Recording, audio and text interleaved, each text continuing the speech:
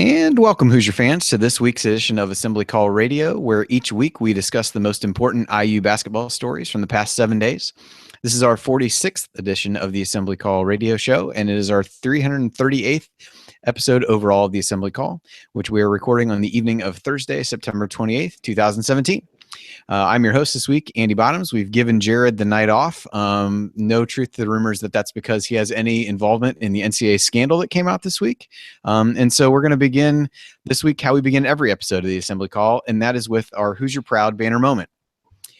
And in the midst of all the chaos surrounding college basketball this week, IU held its media day on Thursday. And as you might suspect, it produced a handful of storylines and themes destined to get IU fans even more excited for the on-court start of the Archie Miller era. There was talk of leadership. There was talk of an ultra-motivated Robert Johnson, which compelled Jared to make an off-air Greg Graham comparison. There was talk of Josh Newkirk emerging as the point guard and of a more offensive-minded Juwan Morgan. We got insight into Archie's vision for the team and for individual players, and we saw multiple guys on the team talk about how beneficial Miller's background as a point guard has already proven to be. But one number was truly music to the ears of IU fans, and that number was 75, as in the percent of workout time spent on defensive principles.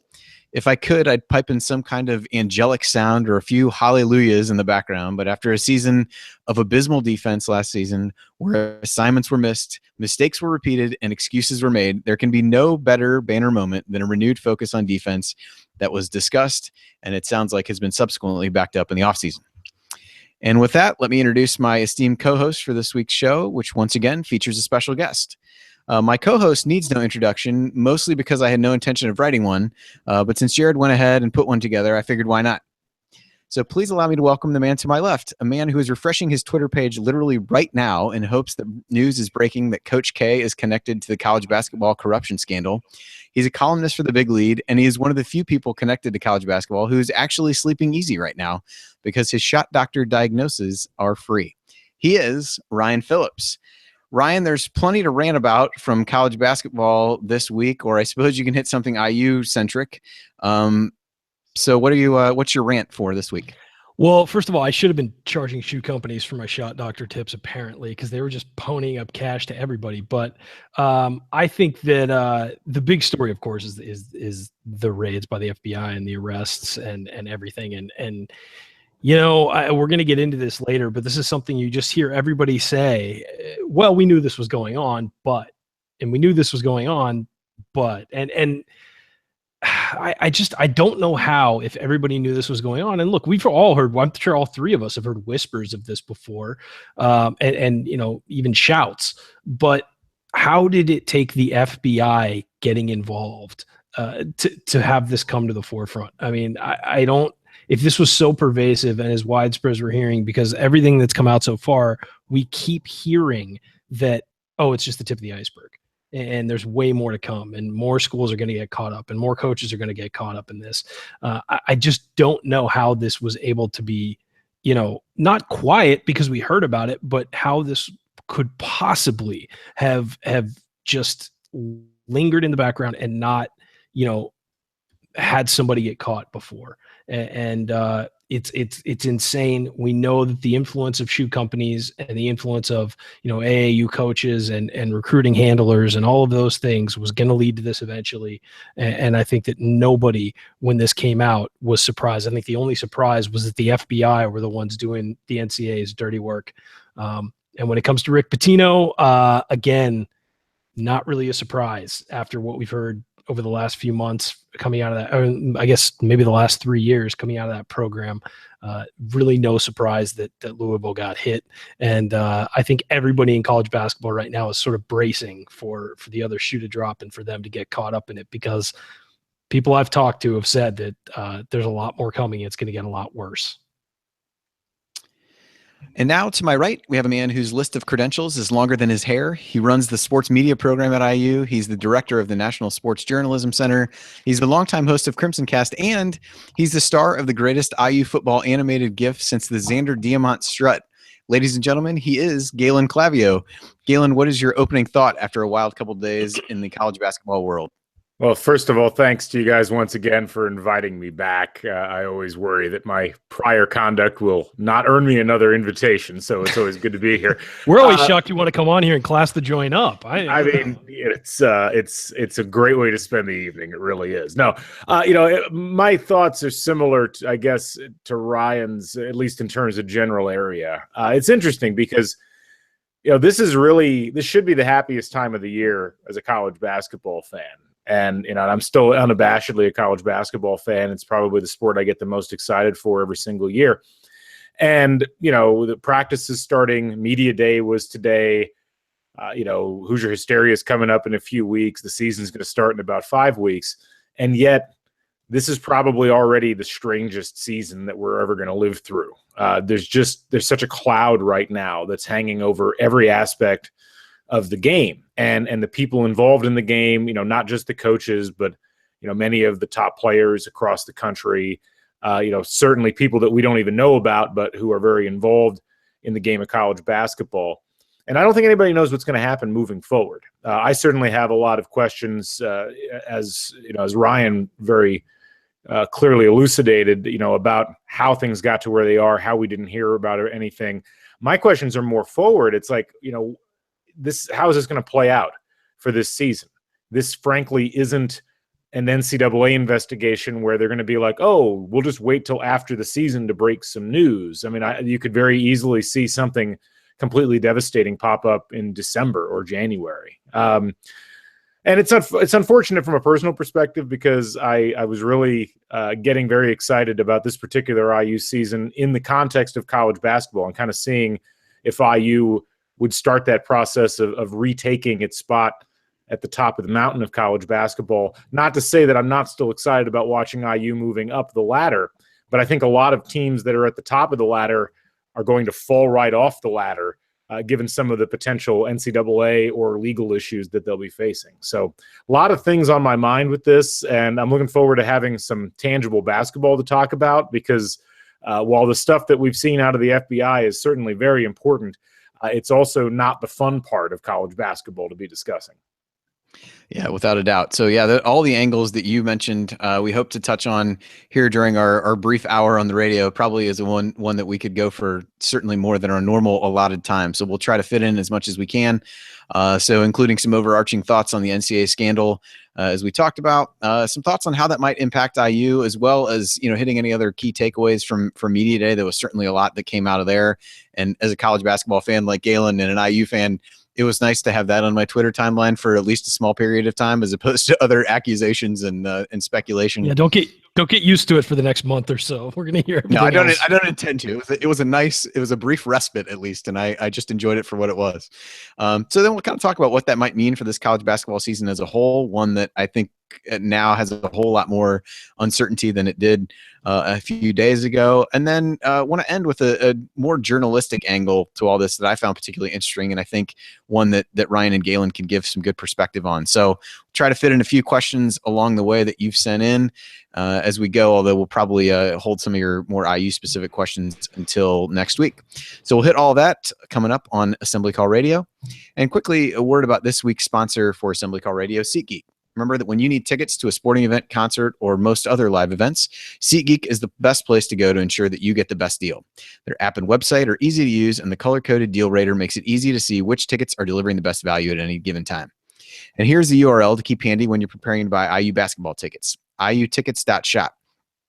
Typing that URL into your browser will take you directly to the IU basketball page on SeatGeek's website. If you want tickets to Indiana's 2 exhibition games on October 28th and November 5th, tickets are available for as low as $17. Again, check those out at iutickets.shop. And since that is our affiliate URL, we do get a commission whenever you use it and then end up purchasing tickets. In other words, you get a great deal on IU tickets. Another passionate IU fan will be in the stands to cheer on our Hoosiers, and you help support the Assembly Call. A win-win-win. And again, that URL is iutickets.shop.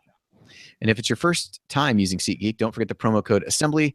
Use it when you make your first purchase, and you'll get $20 back after that purchase is completed. Again, the promo code is ASSEMBLY. All right, you're listening to the Assembly Call. I'm Andy Bottoms here with Ryan Phillips and this week's guest host, Galen Clavio from Crimson Cast. So guys, wanted to kind of get a couple other overarching thoughts on this. I think we want to hit it from a couple different angles, but Ryan, what is your impression on, I think everybody kind of says this is the tip of the iceberg. I don't know that anybody has any idea what that actually means other than, no one feels safe at this point. But, in your eyes, based on what you've read, how far reaching do you think something like this ends up being?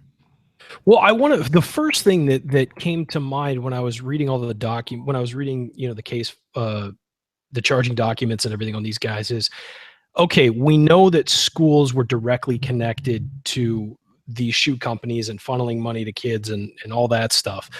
I want to know how many schools didn't know that, let's say, Adidas was funneling money to recruits and saying, hey, go to this school who's recruiting you because they're an Adidas school. So we want you to show up there, and then we'll start a relationship now, and we'll wind up, because of this, we'll wind up having a relationship with you for later when you turn pro.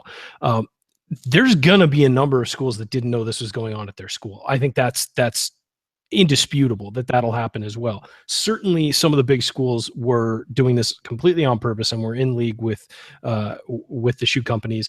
But I think that this is going to be something where we're going to see it balloon out to cover pretty much all of the major schools in college basketball, because there's so much money involved and there's so much that these shoe companies had to gain by doing this.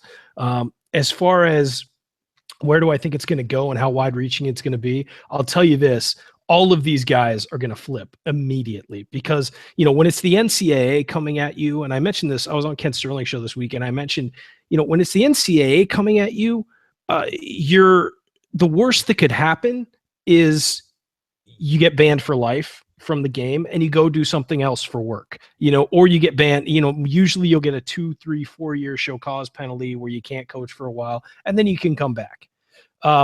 This is prison we're talking about. And so these guys are all going to flip. And they're all going to talk about everybody else, and they're going to open up the floodgates on this stuff. So, I think we're going to find out pretty quickly how deep this runs. And as far as I know, just from talking to people today and part of yesterday, this is going to go pretty far, and it's going to be pretty wide as far as most people expect. And this is, again, the tip of the iceberg, because the dominoes are going to start falling when these guys start talking to the feds. Galen, one other question for you. There's kind of two elements of what happened here, at least two big elements. One of those is, the Louisville Brian Bowen type scenario where recruits are getting paid to go. And the other is what we saw more with Chuck Person at Auburn, and some of those other guys, where they're getting money to funnel athletes to specific agents, to financial advisors, things like that. Is there, I don't know if that's a 50-50 split between, those kinds of things happening, but I mean, is there one of those that you feel like is more prevalent, that's going to be, a bigger part of the scandal when it's all said and done? Or are they kind of equal parts, concerning as you look forward to what might happen? Oh, I mean, I think they're equal parts concerning. I don't know if we can really tell what side of that is more prevalent than the other. If I had to guess, I'd say the recruiting inducements are a little more in line with probably what we're going to be seeing, because, now that you've got the head of global basketball marketing for Adidas, awaiting his day in court. You've got the Nike EYBL camps, computers rated. Don't underestimate that. That's enormous, because all the top kids in the country, it seems, playing EYBL. So and that's going to be huge. So I look at that and I say, I think what we're going to end up hearing is a lot more of this kid was sent here, and here was the money that was, funneled through X, Y, and Z accounts to make that happen. I think that a lot of it comes down to what the FBI is interested in the first place. And that's the thing I keep coming back and asking myself, like, what was it that got them interested in this case in the first place? I mean, what we've seen so far, while staggering from a college basketball perspective, in the big scheme of federal prosecution, we're talking about small potatoes here. I mean, we're not talking about millions of dollars going back and forth. We're talking about, in some cases, not even six figures. So I do wonder what the end game is. And I think the end game lies in what Ryan just said, what you see in the Nike computers, what the Adidas people are willing to talk about in terms of some of their bigger players and the way that they've moved around. Yeah, I tend to agree. I feel like there's going to be, and those are the things that you can really more closely tie as you start thinking about it. The university know about this and some of those kinds of things. The other stuff, in theory, could be passed off as a rogue assistant doing, taking money to kind of funnel guys to certain places. But I think the other is a little bit more systematic in nature, and you start to get into some of the things that are starting to emerge about Louisville, and looking at it that way. So yeah, if I had to, I think what's on those computers and the Adidas and the Nike, the shoe company piece of this is really where the schools and the programs as a whole are more likely to get taken down, if you will.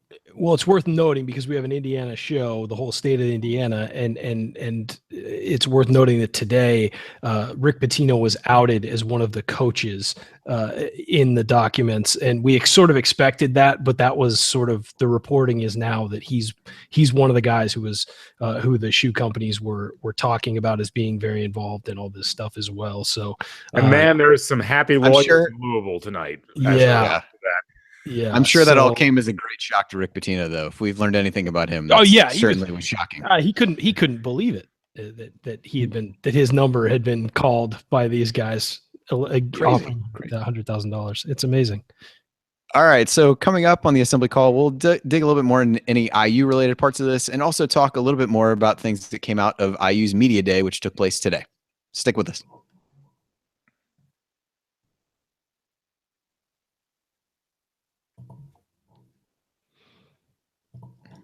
All right. Welcome everyone on YouTube. Hi guys. To what should be an interesting show for sure.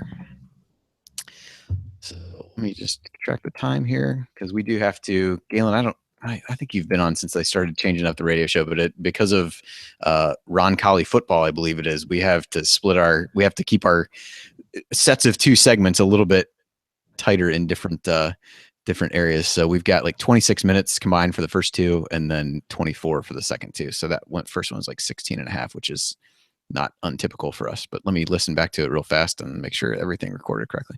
Okay.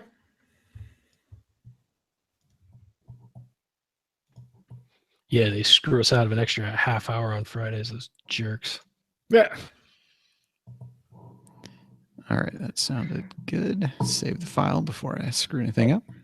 Although they do play the whole thing on Saturday, so we can't go blue after the. We gotta work. When we really let Ryan loose is after that. I mean, between the segments, all bets are off. You can whatever you want.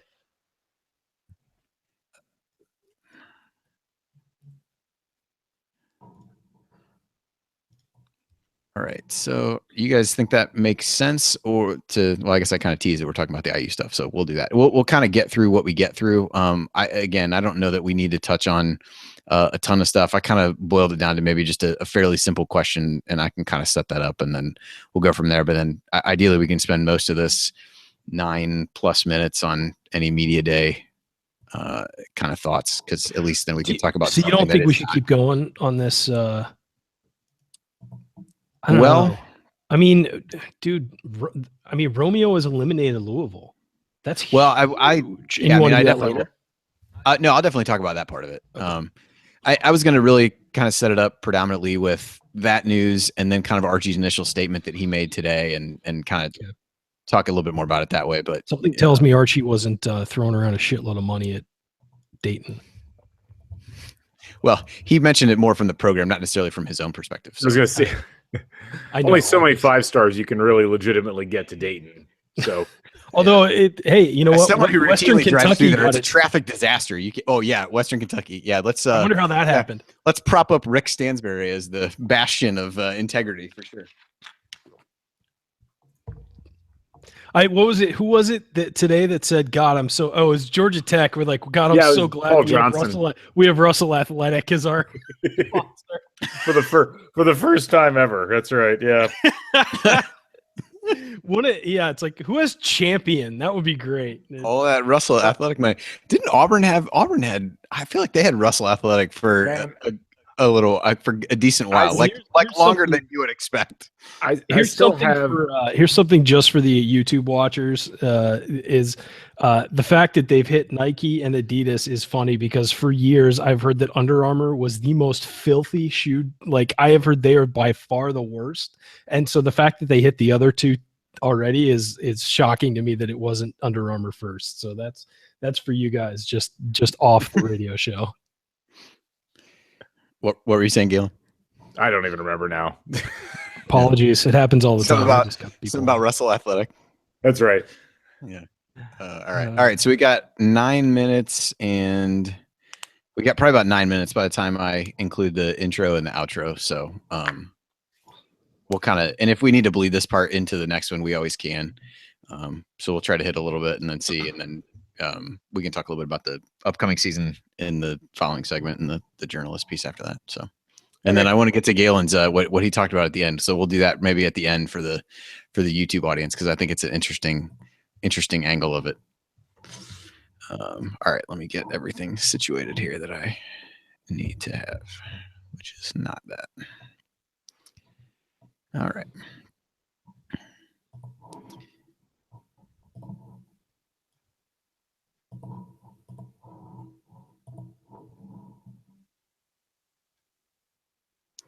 All right, welcome back. You're listening to the Assembly Call. I'm Andy Bottoms here with Ryan Phillips and Galen Clavio, the host of Crimson Cast. So, we talked a little bit about the NCAA scandal and what that means. I think obviously people who are listening to this show probably have questions that are a little more IU centric about it in terms of what to think. So I think a couple angles that I'll throw out. One of those obviously is the highly publicized recruitment of Romeo Langford, who not coincidentally removed Louisville from his list of schools under consideration. So certainly that feels like good news for IU. Would also add that at today's media day, Archie Miller did kind of address this, and I won't read the entire statement. There's a lot of things there. He did kind of say, brings it back to Indiana. Obviously, as a staff, we've met with Fred Glass multiple times, talked about a lot of things, have no reason to think that Indiana is involved in anything right now, focused on the task, so to speak, at hand of running the program and doing things the right way. So, I kind of like that he got out in front of it. Certainly if you start looking other places with former assistants and different things like that, if you want to look hard enough, and maybe you don't need to look that hard, there's some dots that you can potentially connect and some angles to look at.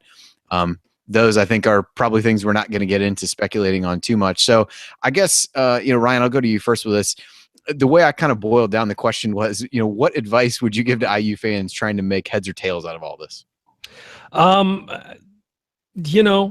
think that if you're at any major school right now, you've kind of got to grip the seat and just kind of bear it right now, because we don't know where this is going. We don't. And I would not be shocked if pretty much everyone gets touched by this in some way. I mean, in some ways, IU has already been touched because it's an Adidas. There was a huge Adidas scandal, and IU's an Adidas school. That doesn't mean that IU cheated. It means that, the school and the people that IU have relationships with are certainly involved in this. And so, again, it'll be interesting to see how it plays out, because this is unprecedented. As I said, this is the FBI. This isn't an NCAA investigation. This is the FBI. And when it gets to that level, you don't know what's going to happen. And we don't know, quite frankly, because we've never been here before. This has never happened before. And we don't know which way this is going to go. We don't know how far the tentacles are going to reach. And so what I would say, if you're an IU fan, is focus on basketball for now until you have a reason to focus otherwise.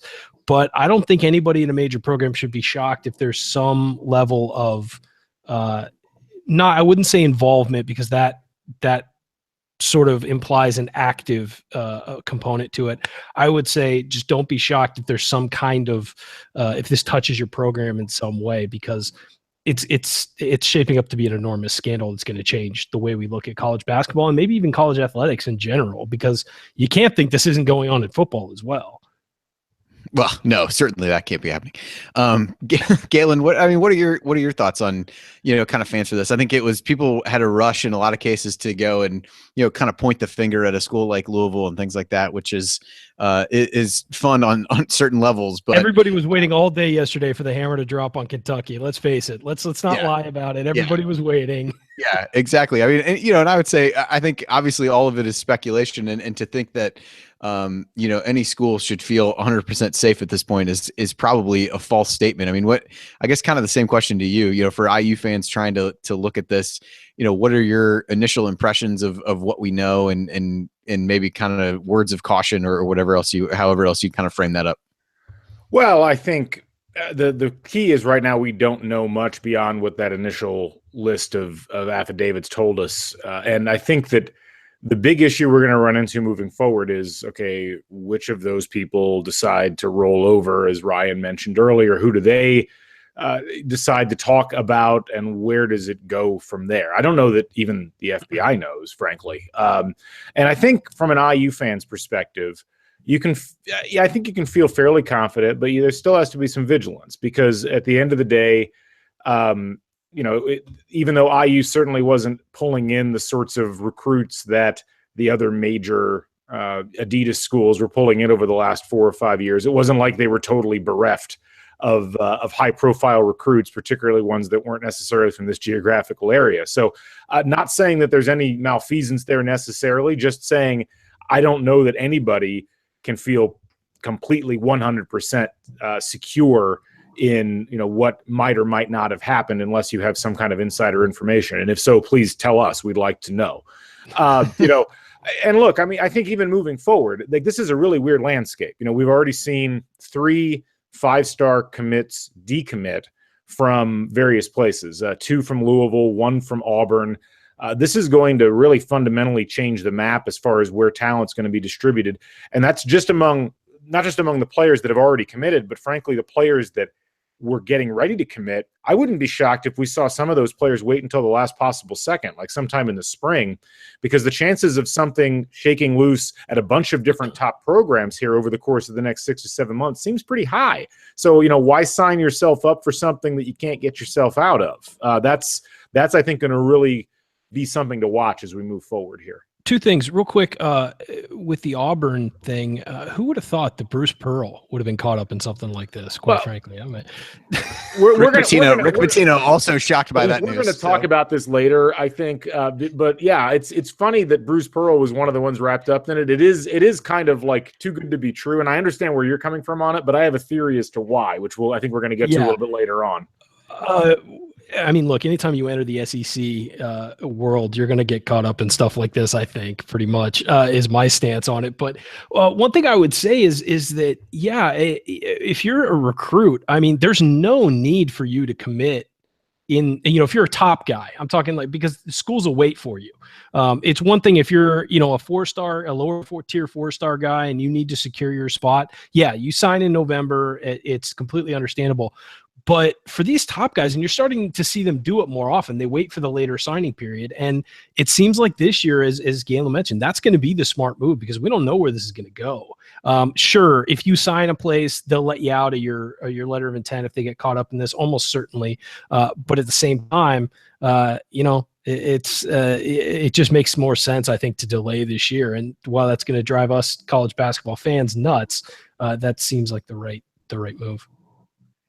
Well, yeah, I think when you start looking at it, I mean, overarching how this changes recruiting for that, everybody, and even Archie, since it's happened, I think is, had an in-home visit with Darius Garland almost immediately afterward, and was down to see Romeo Langford, maybe coincidentally, maybe not, right as, some of the Louisville news came out. But it's, from a coaching standpoint, I think you have no choice but to go about it as business as usual when it's anything but that for the recruits themselves, and trying to kind of figure out where they want to go and what they want to do. And as you said, it didn't take long for anybody associated with these to ask out of letters of intent and things like that. And I think you're going to see, a spring recruiting period for some of these guys, probably unlike any that we've seen in the past, because you just don't have any idea what may happen there. And so I think that becomes really hard to predict, makes some of the roster planning certainly a little bit difficult. Although in theory, a team like IU, who has a number of guys signed already,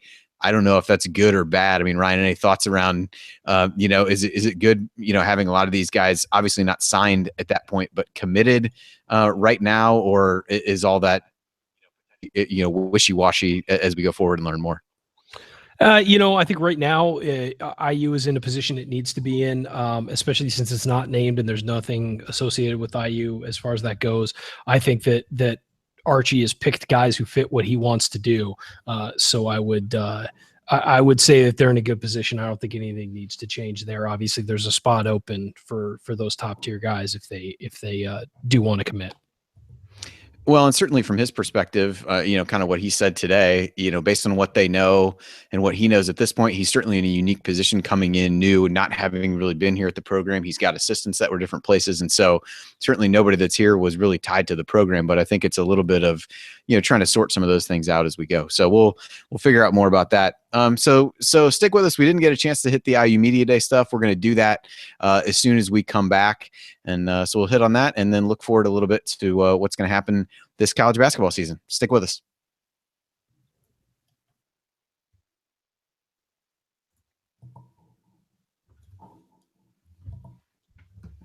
All right. I think I got that. That was fine that we just kept going on that. We were going to cut the Media Day stuff so short that it wouldn't have something really mattered. Something I was going to jump in on there, but we ran out of time. It'll be interesting, particularly if everybody shoves their recruitment back to the spring, at least among the 5 stars. In this current environment, will there still be parents brazen enough to ask for $150,000 for the services of their kid, and who will be willing to pay that in the current environment? What'll also be interesting is if teams that are involved in that recruitment now start calling out the kids and calling the Ncaa on those kids instead of just turning their backs or getting involved. It'll be really interesting to see how this plays out, because you could have the fear of being caught now because the NCAA, because you don't know that parent could be wearing a wire. I mean, it's entirely possible. The craziest part about the Louisville thing, and I wrote about this, was that they got their penalties in early June, and in late July, they had an assistant in a hotel room in Las Vegas discussing how much money or how much he needed to pay a kid in 28 for the 2018 class or 2019 class. It was like, are you kidding? And that they needed to be quiet about it. He was right. Yeah. They did need to be quiet about it, but yeah. Because they had just been on Ncaa, because the Ncaa, like, well, the Ncaa is pretty tuned in here. Yeah, the FBI is tuned in too, buddy. Like, little do you know. I love that was like just a month later. I was like, this is going to be fine. Clearly it matters. That's something. All right. Well, we'll hit the Media Day stuff first. If we don't get to the parts about what this means for the upcoming college basketball season, I don't know that that's a huge deal. So we'll just kind of see where the Media Day stuff takes us. It's going to be a topic for a while, so we don't have to necessarily hit that if we don't get to it. Yeah. So I agree. All right. So we'll just kind of jump in on this.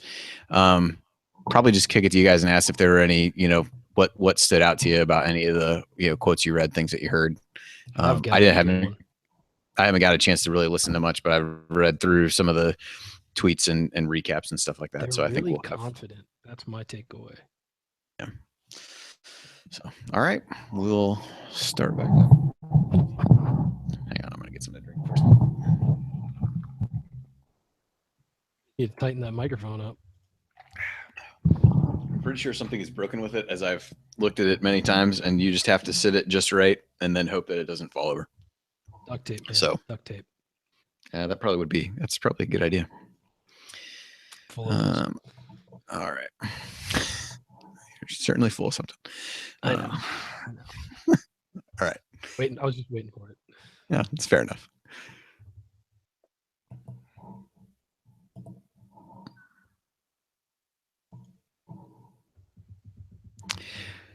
Welcome back. You are listening to the Assembly Call. Go to assemblycall.com/join right now to learn how to subscribe to our email newsletter. If you want to get more out of being an IU basketball fan, then you need to be on our newsletter list. You will get our weekly 6-banner Sunday news roundups, as well as our post-game analysis emails once the season begins. It's all free, and it will make you a smarter IU basketball fan. Again, the URL is assemblycall.com/join. I'm Andy Bottoms here with Ryan Phillips, my co-host on the Assembly Call IU postgame show, and Galen Clavio, the host of Crimson Cast. So we didn't get a chance to talk about the IU Media Day, in our last segment. We got going too much on other things, as this week has proven to give ample opportunity to go down some wormholes that we didn't really think about. But what did want to kind of circle back to IU Media Day, talk about something actually on court related. as opposed to back room or hotel room related. So a lot came out from the media folks covering IU today. Archie Miller met with the press. A number of members of the team did. Saw team photo.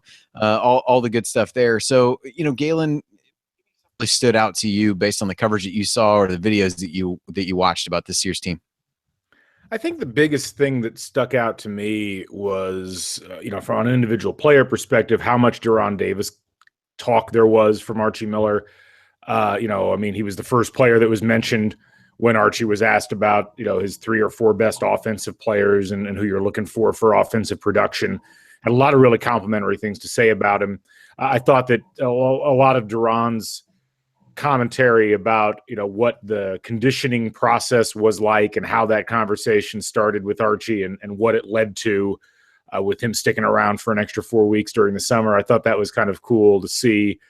And I think that that was probably the biggest thing that stuck out to me. I mean, and we'd kind of heard that already from Archie earlier on in the summer as far as Doron Davis being a key part of the machinery moving forward.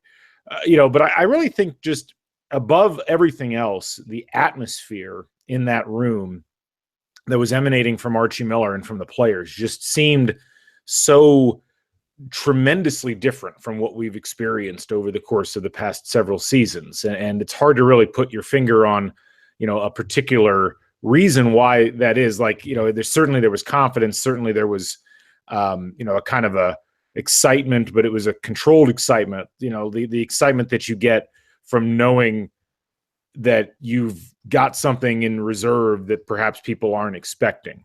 And that was really cool to see. I mean, I feel like one of the unfortunate hallmarks of IU teams over the past few years has been that they've always looked a little bit uneasy or sounded a little bit uneasy. And I think that's extended all the way up to the head coach. And you just really didn't get a sense of that at all when it came to listening to Archie Miller and the players talk today. Ryan, what about you? It was just confidence. These guys were just confident. And it's something, especially coming off a down year last year, I was shocked how confident they were. Robert Johnson was talking about, hey, we know we've got great players here. We know we've got the talent. And, guys like Doron Davis they just seem like they are in a better place. And also what struck me was the interesting that they kind of alluded to the fact that, sort of outright said it, that Archie's playing days and the fact that he was a point guard, a guy who saw the entire floor and was really, if you remember him from his days back on the court, and I kind of do, is he was a scrappy guy, but he was also a cerebral guy. And I think that they've said that, it's easier to relate to him. It's really easy because he's going through, they're going through the same things he went through and he understands it. And I think that that's certainly beneficial to him in trying to get through to the players and relate to them and get them to do what he wants to do. He can, certainly say, hey, I've had this work and I've made this work before. And also on top of that, when I've been on the floor, this has helped me. So I think that was a big deal. And I think that the fact that the kids were willing to mention that speaks volumes. Well, I thought it was interesting. I mean, that was the guys that were making those comments typically were the guys who we expect to handle the ball a lot. So you had Devontae Green mention that. You had, Josh Newkirk. You had Robert Johnson. And I think, it's one of those things where you kind of hope forward that manifests itself from a turnover perspective. As I talked about defense at the top. Turnovers, obviously, the other bugaboo that's been around this team these last couple of years. And so you hope that his experience there, particularly for those guys who will be the decision makers and the ball handlers will be big ones. The other thing that I really liked, we talked so much last year about, guys not really having roles on the team. And I thought there was a series of tweets that, Mike Miller, shot out as he went. And it was, he wants Davis, Johnson, and Morgan to embrace being the primary scoring options. Wants to see Curtis Jones and Colin Hartman fill a shooting void. Wants Juwan Morgan to become more offensive minded, kind of tying that back and made similar comments about some of the guys and Devontae Green. I think he is clearly articulating a view of what roles he expects these guys to play. And I think that makes it a lot more clear for them as we move forward, understanding what I go out on the court. I think it's also clear he's been listening to the show. because certainly. Even last year when he was at Dayton, he was clearly tuning in because lots of the complaints we had were addressed today, which is fascinating. But what it showed me was that he's a guy who's in tune with what didn't work last year. And not necessarily, I'm sure whatever he was going to bring, he was going to bring anyway, but he certainly watched last year's team and he's trying to address the problems that last year's team had and build on what was good and fix what was wrong as well, because he's the same players from last year for the most part. And, he's going to have to work with them and make them better. And I thought that was really interesting. That some of those points that you note were the complaints that all Indiana fans had all of last year. You're listening to the Assembly Call. I'm Andy Bottoms here with Ryan Phillips and Galen Clavio talking about some impressions from IU's Media Day today. Galen, I wanted to get your thoughts on if anything stood out about the freshmen. That's one of the things we tried to talk about is starting to get a better feel for who the starting lineup might be. I think that probably is even more true after today. One of the questions was really around the point guard spot, and I think it sounded like Josh Newkirk was really assuming that role. But the other was the freshman, and certainly had some good praise for Race Thompson, who expects to redshirt. Anything stand out to you in terms of what Archie said about the other freshmen on the roster this year? I don't know if anything stood out per se. I mean, I think probably the biggest thing would have been what he talked about with Clifton Moore, where he's put on about 15 pounds since he got to campus. But he seemed to, be complimentary, seemed by talking about him the way that he did, that he had the opportunity once he got his footing to actually make a contribution. Like he seemed to be moving forward quite a bit. Seemed to be very complimentary of his mobility, of his conditioning level. And, so that you got to feel good from that perspective. And I guess that would have been the biggest thing that stood out to me as far as any conversation on the freshman, other than the Race Thompson stuff, as you mentioned. Yeah, it certainly sounds like, and Clifton Moore is a guy who, given the front court depth in that situation, I think was a guy who everybody had a lot of questions about how much he's going to be able to come in and play. And at least, he's probably not going to get extended minutes, but I felt a little bit more reassured that he's going to get that opportunity to play based on some of the things that Archie said and his skill set and being able to, put on some weight as we talked about. Ryan, Devontae Green has been a guy who, I know you've been high on him. I'm not sure if you discovered him. I lose track of which guys you did and did not actually discover, but I thought he had some interesting things to say about him as well, just in terms of, called him kind of a New York City guard and trying to help him, I don't know if it reined some of that in, but he also talked about his ability, his potential as a defender. So any takeaways for you in terms of what that might mean for Devontae Green's role as we look forward to the upcoming season? Well, I think one of the reasons I always liked Devontae Green was when he was being recruited, they asked him what his goals were as a college player. And he said, I want to be the best defender in the nation. And you almost never hear that out of kids. So I loved that. And I'm sure Archie did too. There is some flash to his game. And there is sort of that, looseness to his game, where I think he needs to become a much tighter player with the ball and much tighter with his passes and with his ball handling. But I think that you see with him the potential to really be special. And he comes from great bloodlines, and he comes from, a family that knows success in basketball. His brother's Danny Green. Some people, I'm sure everyone knows that, but a guy who's won an NBA championship. So I think that it's going to be interesting to see with him how he develops this year, as not being, it looks, as you said, it looks like that Josh Newkirk has the inside track to be the starting point guard. It'll be interesting to see how he develops, because I think he and Curtis Jones are really important as the future of the backcourt. In the short-term future, and obviously they're, recruiting class is going to come in and challenge those guys. But those are two very talented players who could have a huge impact on Indiana basketball for a long time. And they really need to find their footing this year and be consistent. Yeah, one of the big questions was really, around that point guard spot. And Galen, I wanted to get your thoughts on this with Josh Newkirk. I think one of the things that I know you guys have talked about a lot on Crimson Cast over the last few years, and just kind of in general in the Crean era, is the roles that guys are asked to play and having guys being asked to do things that it's easy to criticize them after the fact, but are they being asked to do things that they can't do? And I think, if my memory serves, that there were some of those kinds of comments that you guys, threw out last year about Newkirk and what he was really being asked to do, and things that were being put on his plate, from the prior coaching staff. So how do you think a guy like him benefits from change in coach, change in philosophy, a change in expectations and things like that, as we look forward to a guy who sounds like is going to get first crack at having the keys to this offense? I think he benefits tremendously because, look, Josh Newkirk, we were critical of him early. I thought he actually finished relatively well last year, but the nature of the offense, the frenetic pace, the kind of scramble of personnel, the weird substitution patterns, I mean, it all added up for a guy like Newkirk, who, he's only playing about 70% of available minutes, and he was a top 500 assist guy last year, which is good, but he turned the ball over on 24% of possessions. And I'm not totally convinced that that's all on him. I think a lot of that had to do with the way the offense was set up and what he was asked to do within it. And it's tough if you're a guy like Josh Newkirk and you've never been the starting point guard on a Big Ten team or a team of that caliber for a whole season, and you're thrown into that fire and you've got this chaos around you. I think that's a difficult ask for anyone. I'm happy that he gets a chance to play in maybe a little bit more sober offensive environment, and also that he's got a year under his belt, so maybe the game's a bit slower for him, and maybe he kind of understands that if he can drop that turnover rate 3 or 4% and keep everything else the same, suddenly he's doing the role that he needs to do in order for IU to be successful.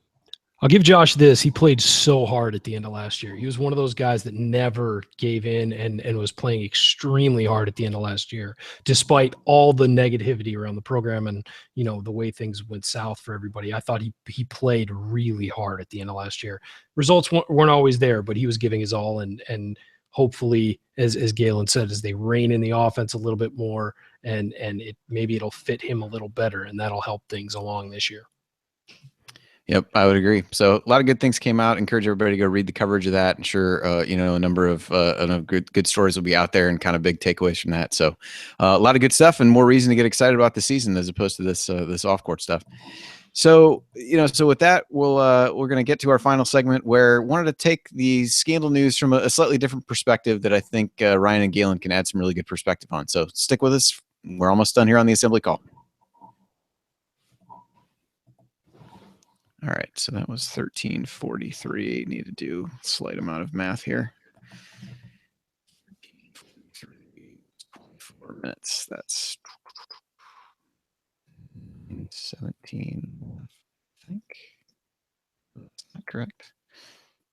17. What do we got, Bottoms? All right, we got 10 minutes, 17 seconds. Need 36 for the outro, so we need to start outro at 9:41 with great confidence. Yeah, that sounds good. All right, let me save off this. Let me save off this segment. We should be okay.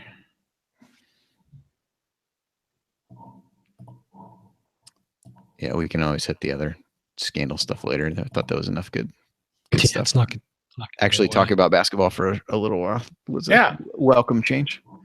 So I definitely thought a lot of good stuff. I'm looking forward to actually watching some of the videos, seeing some of the comments more in the context that they were given, but definitely seems like the confidence thing, kind of goes through everything. And I thought some of his comments about, reminded him of some of his Dayton teams about, guys that can do a lot of different things. And so makes you at least feel good that it's the type of team that he's worked with in the past and had success with in the past. So I think Alex had all 22 minutes of Archie's thing up on Inside the Hall. I saw it on YouTube, so it's worth the watch. There was confidence there. Yeah. Anything else you guys took away from that we didn't get a chance to get to? I think the Doron Davis stuff is interesting because it's one of those where you're hardest and you expect the most on the people that you think can produce the most. And there was no question that he, still expects a lot of him, talked about him in positive terms, but also was still kind of putting that, pressure on him to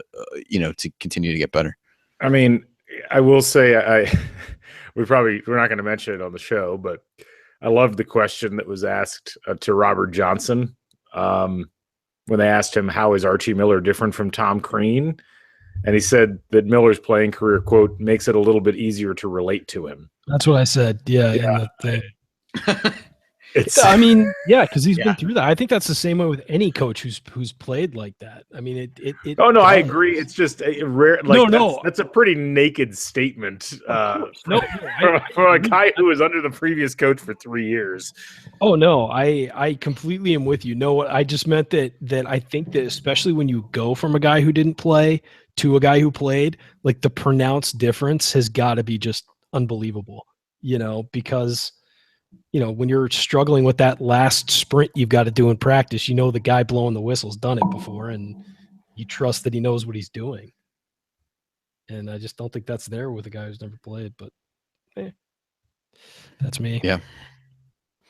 All right, let's do this. It doesn't hurt Mike Leach. Anyway, go ahead. Oh yeah, because he's never had problems. That guy's just a unique character. There's a lot of things he doesn't need. Yeah. I still have this running fantasy that we actually hired him as our football coach in 2010. That would have just been such a fascinating alternate reality. I don't know. Man, him and Crean in the same athletic department. What the hell would that have been like? Well, Leach and Bob Knight were in the same athletic department for like 7 years. That's true. Yeah. Oh, that's true. I didn't even think about that. That's it. That's what somebody was with all the Crean to Louisville stuff was like kind of interesting, but then somebody threw out like as they've thrown out in the past, like the Crean to Alabama, like him and Nick Saban. I just can't even. No. I bet Petrino would give Crean a ride on his motorcycle. Oh yeah, probably drop him off in a ravine somewhere. I would I love that Bobby Petrino looks like the good guy at Louisville right now.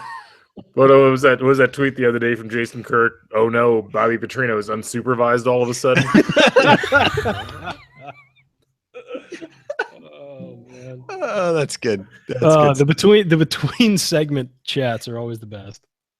This will be good. All right, well, we'll do this segment, and then I'll let Ryan, if you got to go after this, that's fine. But I'll let Galen get into his other stuff about the targets of this, which I think is fascinating. So we'll try to do. We kept Chronic on for a little bit after last week, and it provided some good stuff. So we'll do the same this week and go from there. All right, so I'll get us started. We got about I'll keep it in the chat. We got about 9+ minutes, so we got a good close to 10 minutes we can spend on this, so I think it'll be good. I'll just kind of throw out a couple of questions to you guys, and we'll see where this part takes us. But I think, like I said, I think it's an angle that I've kind of found fascinating, just watching people's reaction to it online. With like whoever runs that Big Ten Geeks account, he just like keeps going back at it, and I just think it's like, I'm like, we get it. You think somebody should have broken the story? Know what more you want from people.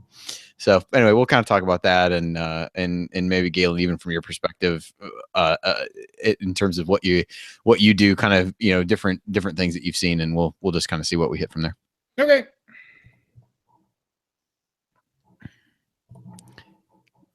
All right.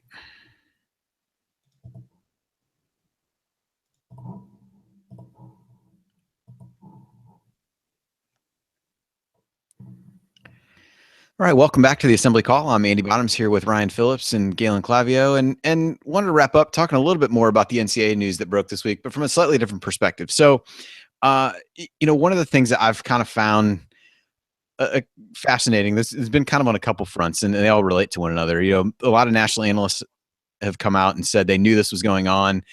In our email exchange, kind of preparing for the show, Galen referred to it as, kind of spiking the football, that they knew this was out there. And then I've also seen a lot of people saying, kind of coming back at those folks and being like, well, if you knew this was out there, why didn't you break the story? And kind of, somebody should have done something about this earlier, which I think is kind of a weird situation. So Ryan, I want to get your perspective first. I know you and Jared a while back in the offseason, I think, talked about, kind of your role as a journalist and breaking stories and what would happen if it was about IU and things like that. So as you view it, kind of address the whole burden of proof that needs to be there to break a story like this, the potential pitfalls of breaking a story like it, and just kind of how you are viewing the kind of journalistic aspect of this from where you sit. Well, if you're going to allege that somebody is breaking not only NCAA rules and potentially by doing that, ruining their career, or potentially breaking a law, you've got to have some pretty ironclad sources. It can't be rumors or whispers. You've got to have people going on the record almost always. Most outlets will demand that. They're cool with anonymous sources, but you've usually got to give up at least one of your sources to an editor behind the scenes, and you've got to reveal certain things that a lot of people aren't comfortable revealing because, a lot of times that kind of information comes out and people get burned. And it's not hard to figure out who those sources were, or at least people, close to them can get outed. And so I think that it's very hard to break a story like this. A lot of things have to line up correctly.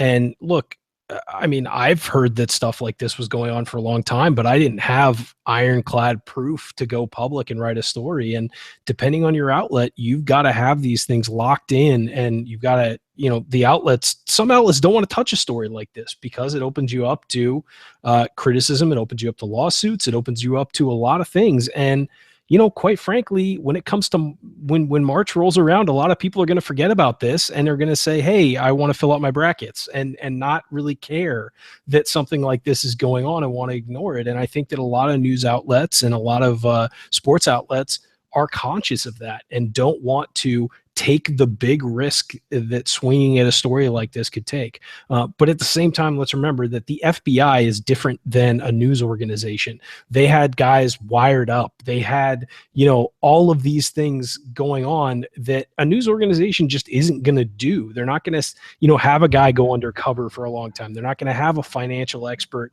flip and tell them everything, under the, with the shadow of going to prison hanging over his head. So it's a lot tougher to do than I think a lot of people are giving credit for, but or are referring to. But I think that it's a very difficult story to break.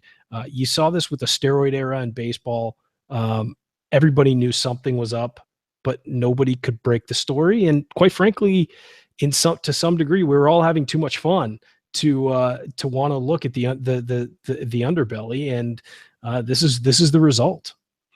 Well, and I think, when you really talk about exactly what you said, to being able to have ironclad proof, there's all kinds of stuff that you could throw out there when it just turns into a he said, she said type scenario that you're never really able to prove, at least too much in the absence of the kinds of concrete evidence that it sounds like the FBI has. So that was the one, kind of natural rebuttal that I had when I heard that criticism. It's like, the FBI could obviously do things that they can subpoena financial records. It's a different level of reach that they have. Yeah. Galen, what about you? I mean, do you think that criticism is fair? Does it make sense to you as you see people, kind of raising the red flag and saying, hey, look, if this was so bad, why didn't somebody else do something about it? There's two different questions here. I think that the question of whether the criticism of journalists for not breaking the story, is that fair? No, I don't think that that's fair, because as Ryan laid out, you're not going to get the sort of information you need in order to go public with a story like that and have it be credible. I think the problem, and maybe this is where a lot of the frustration that fans have, is that the same, and I think this is primarily, almost exclusively, national basketball media, and maybe there's local people in other markets. I don't think it happens here, but you see a lot of puffing up of college coaches. A lot of kind of holding them up, as doing things well, or being great coaches, or this and that. And then when we find out that they've been cheating, when stuff like this pops up, suddenly it's like, well, we kind of knew behind the scenes that stuff was going on. And the complaint is, well, if you knew that this guy was dirty, why were you also holding him up and giving him all of this credit in public? And I mean, that's the dual-edged nature of the job. I mean, one of my big issues with college basketball in particular is it is so insanely coach driven. I mean, it is so, the programs really belong to the coaches. The marketing is all built around the coaches. And so as a result, if you're going to be a media member covering college basketball, you have to have good relationships with the coaches, because that's where you're going to get your stories. That's, they're the ones that control the access to the players. They're the ones that control access to stories around the programs. And if you don't have that, you really aren't going to be anywhere. So it's a catch-22 where the coaches, end up commanding kind of an outsized amount of positive press.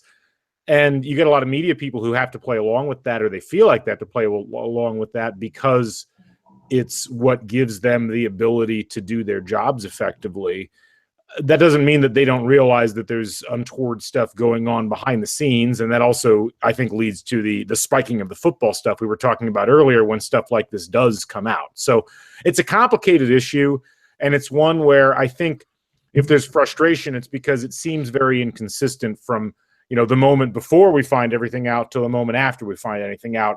And you really have to work in the business and kind of work with the people that cover the sport to understand why it ends up being that way. Well, I think one thing that's worth noting too is, like the steroid era, I think that the attitude on this from a lot of people was, well, everyone else is doing it, so is it really that big a deal? Yeah, absolutely. And is it worth putting my career at risk and going out and doing this if I don't have ironclad proof and I don't know, how widespread it is? But it seems like everybody's doing it, and it doesn't seem like anybody's really gaining a huge competitive advantage and blah, blah, blah.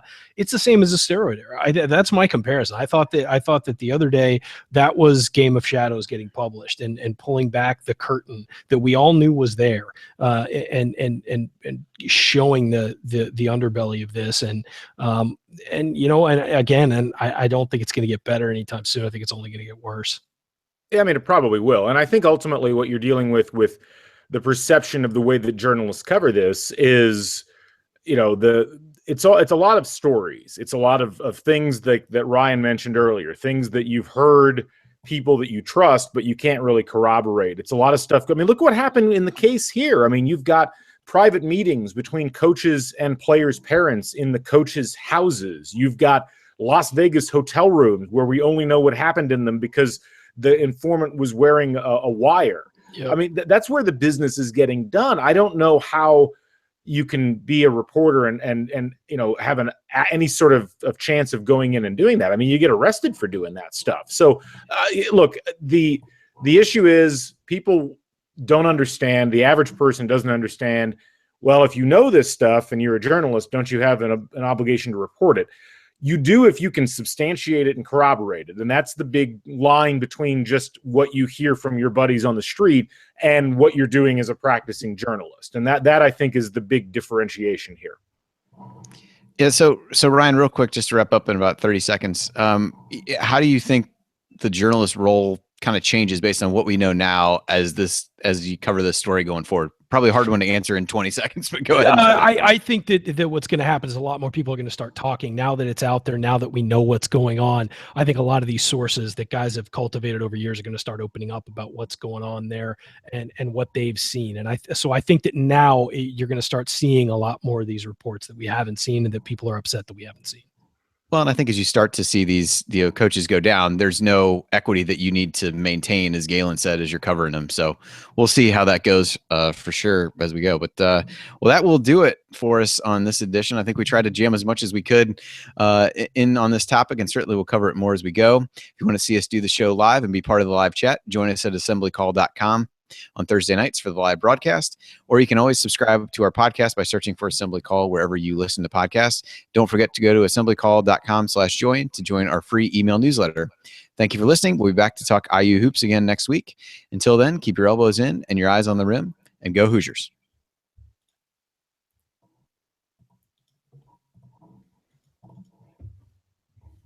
All right, good deal. Might have been a little long, but I'm sure he can edit couple seconds out of whatever he needs to. So, all right, Ryan, you said you got to go.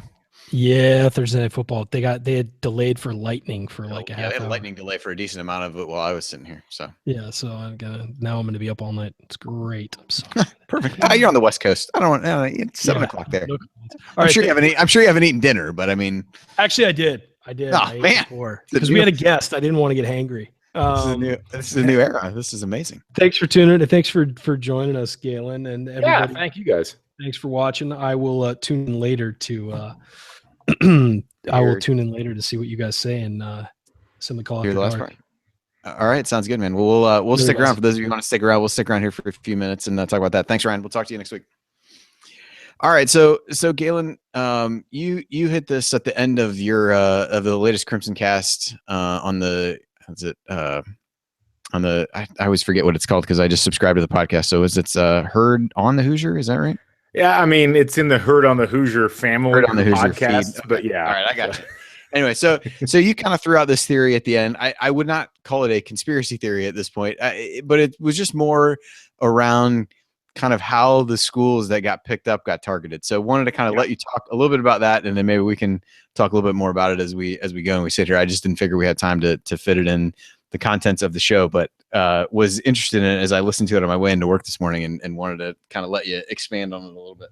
Okay. So for those who didn't listen to the podcast, shame on you. Well, definitely. You should subscribe, rate, and review every IU related podcast that's out there. That's right. But let me kind of lay it out. So this was actually brought to my attention kind of in part by somebody else, but I find it a compelling theory. So the NCAA was running into a lot of enforcement problems over the course of the late 2000s, early 2010s. They had a couple of really high-profile, embarrassing situations. The USC Reggie Bush situation was kind of an embarrassment because they went over the boundaries there. They had a really embarrassing situation with the Miami investigation where they actually used Nevin Shapiro's attorneys to subpoena witnesses, and then they used that testimony in the case against Miami. They had to strip all that out. They actually fired a couple of people in their enforcement office as a result of that. And in the aftermath of that, there were some articles written about what the NCAA should do compliance-wise, like how do they enforce their rules, because they don't have the power to really do much enforcement. And that's been the case for many years. Like if you go back and read, if you're interested in this stuff at all, there's a book called Raw Recruits that was written in the late 1980s by Alexander Wolf that lays out many similar problems to what we see today. There's another book in the late 90s called Soul Influence, written by Dan Wetzel. Same sort of thing. Lays out a lot of the similar problems that we're seeing today in college basketball. So the NCAA has always had this problem because they can't subpoena financial records. They can't compel people to testify.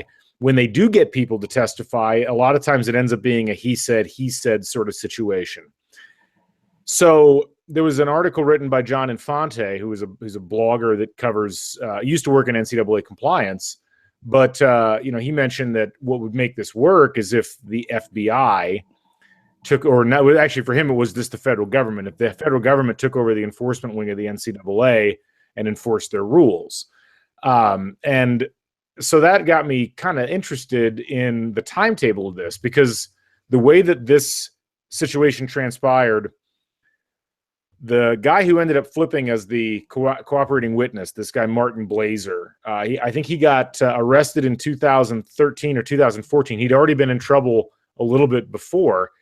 So he flips, and what I find hard to believe is that this guy flips, the FBI starts investigating corruption in the NCAA. This guy's like, oh yeah, I'll get you involved in the NCAA stuff. And it just so happens that they hit Bruce Pearl, who they've been after since his time at Iowa in the late 1980s. They hit Rick Pitino, who they've been after for a while, and the stripper scandal certainly accelerated that. They hit Arizona, who they've been after for a long, long time. And they also managed to get the Adidas global basketball ops guy with charges levied against him. They happened to get the guy who used to run the Nike EYBL camp, which allowed them to then subpoena the Nike EYBL office and go in and grab their records. And they happened to grab a guy who works for ASM Marketing, which is a very important sports marketing firm when it comes to top-level basketball players, and apparently is the office in New York where a lot of these illicit payments were being funneled through. So my theory, having set all that up, is that the FBI did not just stumble into these particular situations at random, but instead they were aided in what they were targeting by the NCAA, whether that's rogue compliance people, rogue enforcement people, or whether that was something that was kind of cooked up by the NCAA from the top down and fed out to the FBI. It's just too targeted to just be random. Like, I mean, these are people that the NCAA has wanted for a while. And it also unlocks a lot of the behind the scenes aspects of college basketball that only people that have been investigating it for a long time would really know about. And the thing to keep in mind as far as NCAA enforcement is that they know significantly more than makes it into most even the allegations that are brought up against schools within the NCAA. I mean, there's so much that's available to them through, you know, everything from financial checks to background checks to whatever, that they can't, you know, take action on because they can't subpoena people and they can't, you know, they can't compel people to testify. But they could easily hand that information off to the FBI and put them in a position to be able to do it. So I think that's it's an interesting theory that, you know, you can believe or disbelieve all you want.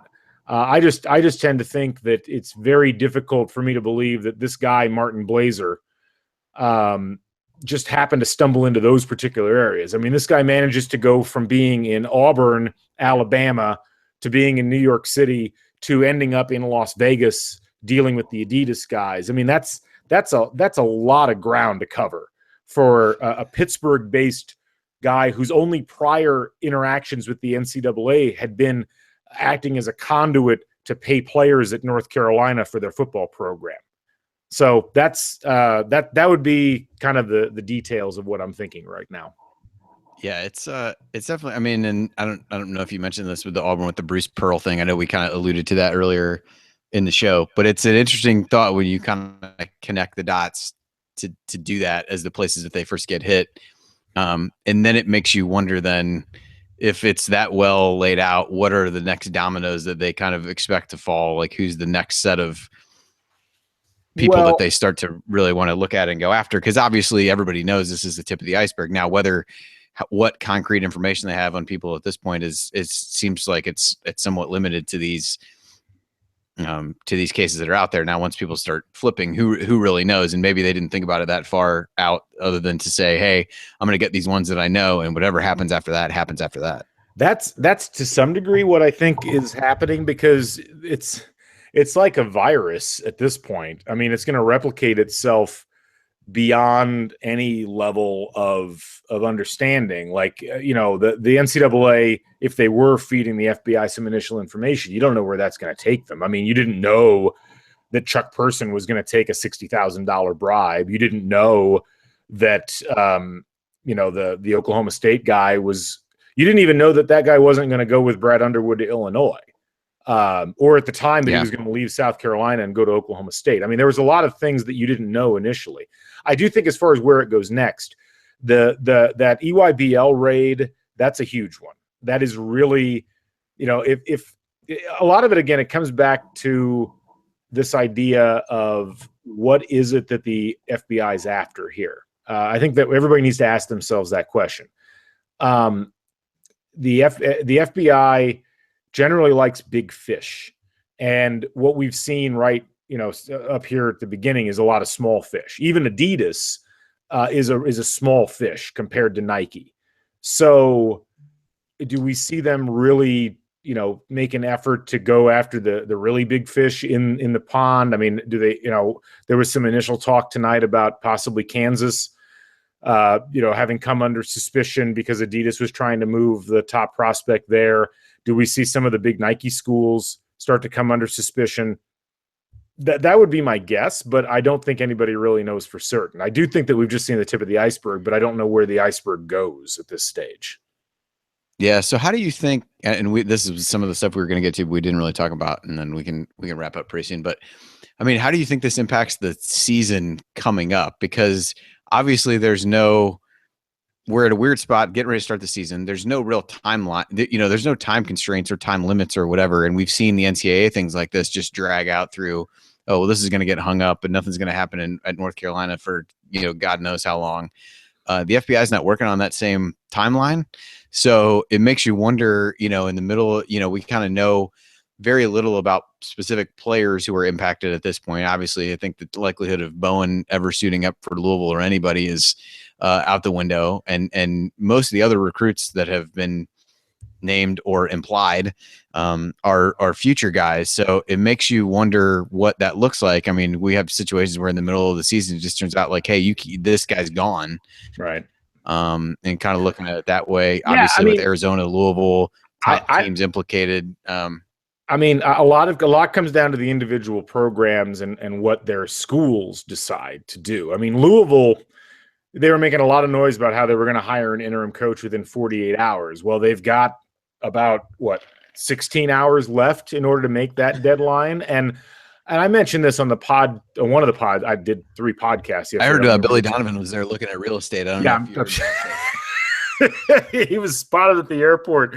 No, I don't know how you can vet anybody. I mean, a lot of people were talking, oh yeah, Crean to Louisville made sense, and then that got shot down finally. But even, and again, not implying that Tom Crean was involved in anything, but I will say this: I don't know how you can hire somebody from any place that had a job at a high level of college basketball and properly vet them at this point, because you just don't know what happened.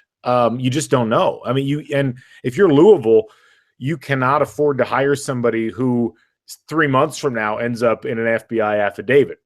So I think I was listening to a podcast on the Brink a little bit this morning, and the guy that they had on from Louisville made a good point where he said, expect the interim hire to be really underwhelming, because you almost have to hire below your station, because that's the only safe option at this point. And right now, Louisville's big thing is we got to keep the team together.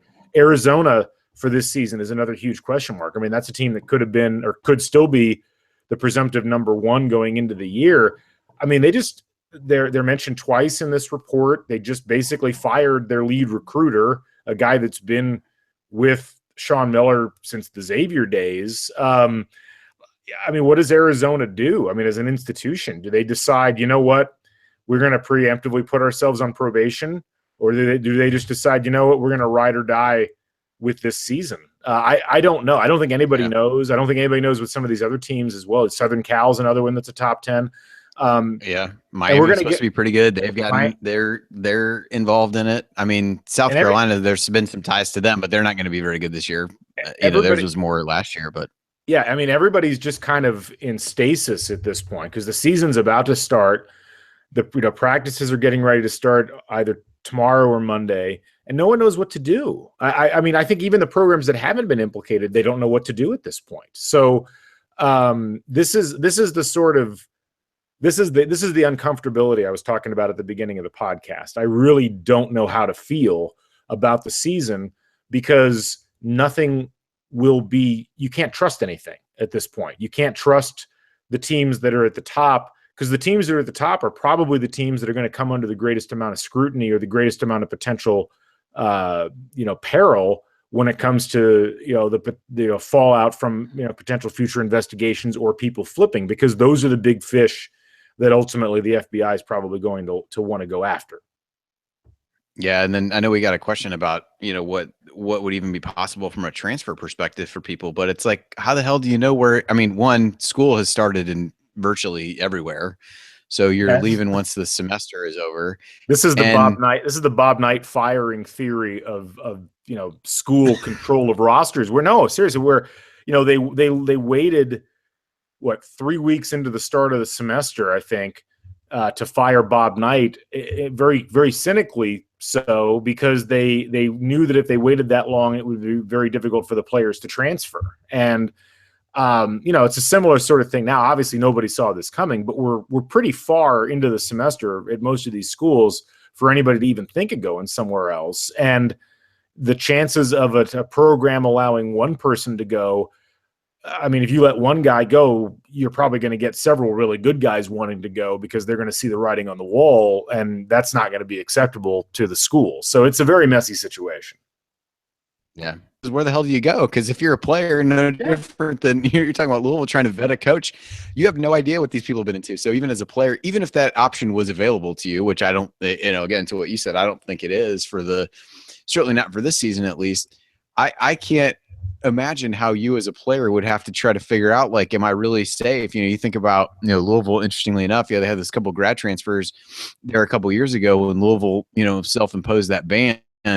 And of course, Pitino's out there crying about, oh, these guys should have, I feel so bad for these guys and this, that, and the other. I mean, those guys, a similar situation. They walk into that, they have no way of knowing. And in this case, there's even less known about what's going on. So it becomes it just becomes, even if that felt like an option, it feels like a slippery slope of, then you got a guy who transfers to someplace else that somehow gets implicated in all this, and it was all for naught in the end anyway.